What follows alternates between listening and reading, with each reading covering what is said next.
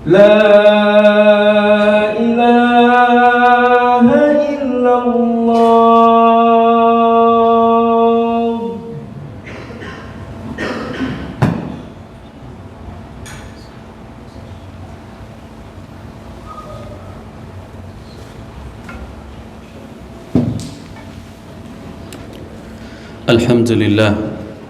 الحمد لله بنعمته تتم الصالحات. أشهد أن لا إله إلا الله وأشهد أن محمدا عبده ورسوله. اللهم صل وسلم وبارك وأنعم على حبيبنا وشفيعنا وزخرنا ومولانا محمد وعلى أزواجه أمهات المؤمنين وذرياته وآل بيته وأصحابه أجمعين. وجزى الله عنا سيدنا محمد صلى الله عليه وسلم وما هو أهله. رب اشرح لي صدري ويسر لي أمري واحلل عقدة من لساني يفقهوا قولي. أما بعد. Hadirin sidang jemaah Jumat yang dirahmati Allah, marilah senantiasa kita panjatkan puji dan syukur kepada Allah yang telah memberikan nikmat iman kepada kita sehingga kita dapat melangkahkan kaki kita ke tempat yang penuh dengan kemuliaan ini. Ini merupakan salah satu nikmat yang masih Allah berikan kepada kita. Kendati suara azan belum berkumandang, namun jamaah telah memenuhi masjid ini. Bayangkan ada sebagian dari jamaah mereka menunggu khatib akan turun dari mimbar, baru mereka bergegas akan berdatangan ke rumah Allah ini. Maka oleh sebab itu senantiasalah bersyukur terhadap nikmat yang Allah berikan, karena dengan bersyukur tersebut maka kita akan meraih kebahagiaan. Bukan dengan menunggu bahagia baru kita akan bersyukur terhadap nikmat Allah. Salawat dan salam mari sama-sama kita panjatkan kepada junjungan kita Nabi besar Muhammad sallallahu alaihi wasallam yang telah mengajarkan segala aspek tatanan kehidupan kepada manusia, mulai dari kita masuk ke dalam masjid sampai dengan keluar lagi dalam masjid, mulai dari bangun tidur sampai kita tidur lagi, semuanya berdasarkan dengan panduan yang diajarkan oleh baginda Rasulullah sallallahu alaihi wasallam. Oleh sebab itu pada hari yang penuh dengan keberkahan ini, di mana Rasul sendiri yang mengatakan hari Jumat dinamakan dengan Sayyidul Ayyam dan bulan Rabiul Awal adalah bulan kelahirannya, maka senantiasalah kita memperbanyak berselawat kepada baginda Rasulullah sallallahu alaihi wasallam agar apa? Kelak kita yang berhadir di dalam Jumat ini merupakan di antara umatnya yang akan diberikan syafaat oleh baginda Rasulullah sallallahu alaihi wasallam, akan disuguhkan air dari telaga Kautsar dari tangan mulia tersebut. Allahumma amin. Hadirin jemaah Jumat yang dirahmati Allah, di dalam beberapa riwayat Sahih Bukhari dan Muslim, bahkan disebutkan oleh Imam Ibnu Katsir dalam kitab Bidayah wa Nihayah, Rasulullah sallallahu alaihi wasallam pada saat kelahirannya itu membuat bahagia semua orang.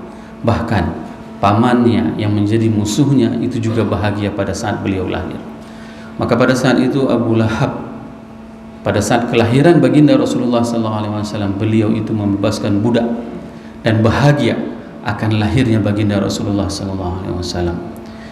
Nah, pada saat itulah salah satu riwayat yang disampaikan oleh Abbas, bahwasanya beliau bermimpi bertemu dengan Abu Lahab dan beliau bertanya kepada Abu Lahab, "Wahai Abu Lahab, hari apa? Bagaimana kondisimu di dalam neraka?" Lalu pada saat itu dikatakan, "Aku merasakan keringanan dari siksaan azab neraka pada saat aku membebaskan lahirnya Muhammad, karena aku rasa bahagia terhadap kelahirannya." Maka tidak salah kalau seandainya orang-orang di Aceh memperingati Maulidan itu sampai dengan 6 bulan lamanya. Mereka merasa bahagia terhadap kelahiran baginda Rasulullah SAW. Yang salahnya apa? Yang salahnya pada saat seseorang, saat kampung, pada saat lembaga memperingati Maulid, akan tetapi mereka tidak mencontohkan apapun yang diperintahkan oleh Rasul. Mereka makan-makan, akan tetapi mereka tidak mau salat berjamaah. Padahal bagaimana karakter akhlak baginda Rasulullah sallallahu alaihi wasallam. Di dalam surat Al-Qalam Allah menjelaskan, wa innaka la'ala khuluqin 'azim. Sesungguhnya wahai Muhammad, engkau mempunyai budi pekerti, suri tauladan yang maha agung. Tidak ada akhlak yang paling mulia kecuali akhlak baginda Rasulullah sallallahu alaihi wasallam. Bayangkan pada saat Rasul berdakwah di Makkah dan semua pintu Makkah tertutup untuk baginda Rasulullah, tidak ada satupun pintu yang terbuka untuk menerima dakwah Rasul. Apa yang dilakukan oleh Rasul? Lalu beliau melakukan perjalanan sejauh 80 km jalan kaki bersama dengan salah seorang anak angkatnya, Zaid bin Harithah. pada saat menempuh perjalanan dari Mekah menuju Taif. Dan selama 10 hari di Taif, Rasulullah sallallahu alaihi wasallam berdakwah, mengajak agar apa? Agar ada orang yang menyembah Allah di Taif, agar ada orang yang sujud kepada Allah di Taif. Tapi apa yang terjadi jemaah yang dirahmati Allah? 10 hari Rasul berdakwah di Taif, tidak satu orang pun beriman. Bahkan Rasulullah sallallahu alaihi wasallam pada saat itu dilempari oleh penduduk Taif di salah satu tempat yang dinamakan dengan Kuh. Di Kuh tersebut Rasul dilempari oleh seluruh penduduk Taif, sehingga Rasul berjalan meninggalkan Taif dan singgah di perkebunan anggur. Di saat itulah ada salah seorang Nasrani yang bernama Addas. Lalu dia memperhatikan ada 2 orang manusia yang mengajak kepada kebaikan. Lalu dia bertanya, membawakan anggur, menyuguhkan anggur kepada Rasulullah sallallahu alaihi wasallam. Nah, pada saat itu Rasul membacakan Bismillahirrahmanirrahim. Addas pun bertanya, apa yang engkau bacakan tadi? Itu adalah firman Allah.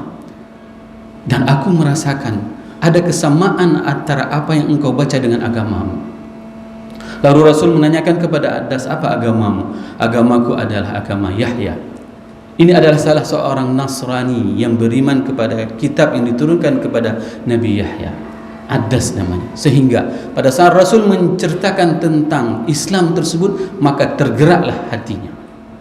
Tergeraklah hatinya untuk beriman kepada Allah. Sehingga 10 hari tidak membuahkan hasil apapun. Namun ingat, ketika Allah menghendaki, ada salah satu Nasrani yang beriman kepada Allah selama dakwah di Taif. Hadirin jamaah yang dirahmati Allah, pada saat itu malaikat bertanya dan meminta kepada Rasul agar apa? Agar semua penduduk Taif itu digulung, dibinasakan, dimusnahkan.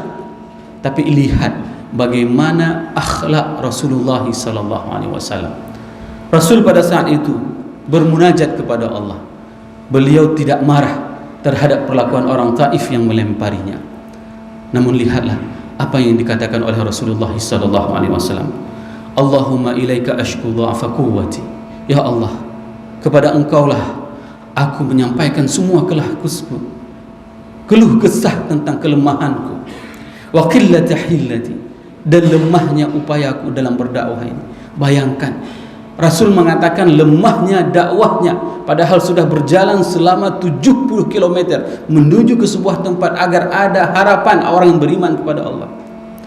Wa hawanin 'alan nas, dan hinanya aku di depan manusia. Makhluk yang paling mulia di atas jagat raya itu dilempari, bahkan sampai betisnya itu diriwayatkan berdarah. Wa hawanin 'alan nas, dan hinanya aku di depan manusia. Ya arhamar rahimin, wahai yang maha pengasih lagi maha penyayang. Anta rabbul mustad'afin, engkau adalah Tuhan orang-orang yang lemah.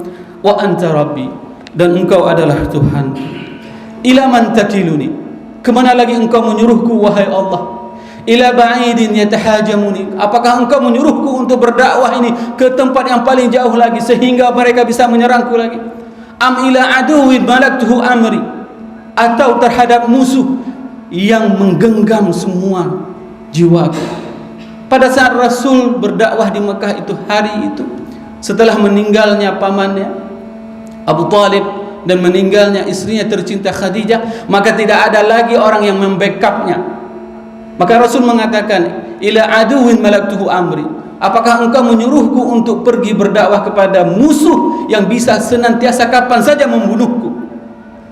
Maka Rasul mengatakan, illam yakun bika ghadabun alayya fala ubali, selama engkau Allah tidak murka terhadapku, maka aku tidak pernah open.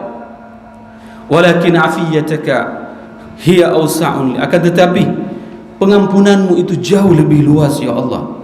A'udzu binuri rabbik, a'udzu binuri wajhika alladhi asyraqat bihi adh-dhulumat, dan aku berlindung terhadap cahaya wajahmu yang bisa menerangi kegelapan. Wa salaha alaihi amrud dunya wal akhirah, dan memperbaiki semua urusan dunia dan urusan akhirat. Min an tunazzala bi ghadabuka aw tahillu bi sakhatuka, sehingga aku berlindung agar engkau tidak murka ya Allah, agar engkau tidak marah kepadaku ya Allah. Lakal utba hatta tarda, kepada engkaulah aku mengadu semua keluhanku. Wala haula wala quwwata illa billah, dan tidak ada daya dan tidak ada upaya kecuali dari pertolongan-Mu ya Allah. Bayangkan bagaimana akhlaknya baginda Rasulullah sallallahu alaihi wasallam. Hari ini, bulan ini adalah bulan memperingati tentang kelahirannya. Adakah rasa bangga tersebut di dalam jiwa kita? Bagaimana rasanya hati ini pada saat kita mendengarkan panggilan namanya yang setiap hari kita mendengarkan muazzin memanggil dan menyebutkan namanya setiap hari. Bilal suatu hari pada saat beliau sudah 2 tahun lebih tidak mengunjungi Madinah, maka pada saat itu Bilal dimimpikan bertemu dengan Rasulullah sallallahu alaihi wasallam. Lalu Rasul menanyakan kepada Bilal, "Wahai Bilal, apa yang membuat engkau tidak mau mengunjungi, menziarahiku?" Lalu Bilal bersegera untuk mengunjungi Madinah. Pada saat dia sampai ke Madinah dan dia sampai berziarah kepada makam Rasul, dan pada saat itu Abu Bakar memintanya untuk berazan. Beliau menolak. "Aku tidak sanggup wahai Abu Bakar." Umar juga meminta hal yang sama. Namun Bilal tidak sanggup. Datanglah 2 orang anak muda, Hasan dan Husain, meminta kepada pamannya, "Wahai paman, azanlah kepada kami. Kami merindukan mendengarkan suaramu sebagaimana pada saat kami waktu kecil dulu." Maka dia tidak sanggup menahan rasa hatinya, di mana kecintaan dia kepada zuriat Rasulullah sallallahu alaihi wasallam tersebut. Maka Bilal pun naik ke atas tempat azan yang biasanya dia azan. Lalu dia berkumandang. Bilal mengatakan, "Allahu akbar, Allahu akbar." Ihtazzat Madinah. Semua penduduk Madinah pada saat itu goncang mendengarkan, seakan-akan ini adalah suara yang dulu pernah ada pada saat masa Rasulullah sallallahu alaihi wasallam. Asyhadu an la ilaha illallah. Pada saat Bilal mengatakan asyhadu an la ilaha illallah, semua orang berkumpul, orang-orang di pasar semua meninggalkan barang dagangannya dan menuju ke masjid. Abu Isa Muhammad, apakah Rasul telah dibangkitkan kembali? Inilah bentuk kerinduan yang dirasakan oleh orang-orang penduduk Madinah. Bahkan pada saat mereka mendengarkan suara Bilal pun mereka menyangka bahwasanya Rasul itu telah dibangkitkan kembali. Namun Bilal tidak sanggup merasakan dan mengucapkan pada saat mengatakan asyhadu anna Muhammadar Rasulullah. Maka Bilal pun pingsan pada saat itu. Sekarang sejauh mana nama tersebut berpengaruh kepada dalam jiwa kita? Rasul bersusah payah berdakwah ke Taif agar apa? Agar ada di antara kita, agar ada di antara manusia itu yang menyembah Allah, agar kita tidak separah iblis. Iblis itu tidak mau sujud kepada Adam, kepada Tuhan ya Allah, tetapi dia tetap taat kepada Allah. Orang yang tidak mau salat itu melebihi daripada daripada kemurkaan iblis. Bayangkan, iblis itu tidak mau sujud hanya kepada Adam. Namun jika ada orang yang tidak mau salat, maka dia melebihi daripada iblis. Ini pelajaran penting jemaah yang dirahmati Allah. Bulan ini adalah bulan penuh dengan kemuliaan. Lakukan sesuatu yang bermanfaat. Buktikan cinta kita kepada baginda Rasulullah sallallahu alaihi wasallam. Allah berikan kepada kita kemudahan. Apa yang dikatakan oleh Rasul? Rasul itu bersama dengan anak yatim kahatain. Rasul mengungkapkan, siapapun yang memelihara anak yatim nanti di dalam surga, mereka akan bersamaku seperti ini. Maka mulai hari ini cobalah untuk pelihara anak yatim, berapapun kemampuan kita. Ini merupakan pelajaran penting yang harus kita ambil iktibarnya pada saat kita memperingati hari baginda Rasulullah sallallahu alaihi wasallam. Hadirin, mari sama-sama kita memasuki kepada rukun kedua khutbah. Alhamdulillah, alhamdulillahilladzi khassana bi kitabin unzil wa akramana bi nabiyyin ursil. Asyhadu an la ilaha illallah lahu da'watul haqq harisun 'alaiha wa ujaba tabshiri biha wal takum minkum ummatun yad'una ila al khair ويأمرون بالمعروف وينهون عن المنكر وأولئك هم المفلحون وأشهد أن محمدا عبده ورسوله بلغ الرسالة وأدى الأمانة ونصح الأمة وكشف الغمة حتى أتانا اليقين ليلها كنهارها لا يزيغ عنها إلا هالك اللهم صل وسلم وبارك وأنعم على حبيبنا وشفيعنا وزخرنا ومولانا محمد وعلى أزواجه أمهات المؤمنين وذرياته وآل بيته وأصحابه أجمعين. يا أيها الناس اتقوا الله حق تقاته ولا تموتن إلا وأنتم مسلمون وقال الله تعالى في القرآن الكريم أعوذ بالله من الشيطان الرجيم بسم الله الرحمن الرحيم وإنك لعلى خلق عظيم بارك الله لي ولكم في القرآن الكريم ونفعني وإياكم بما فيه من الآيات والذكر الحكيم وتقبل مني ومنكم تلاوته إنه هو السميع البصير.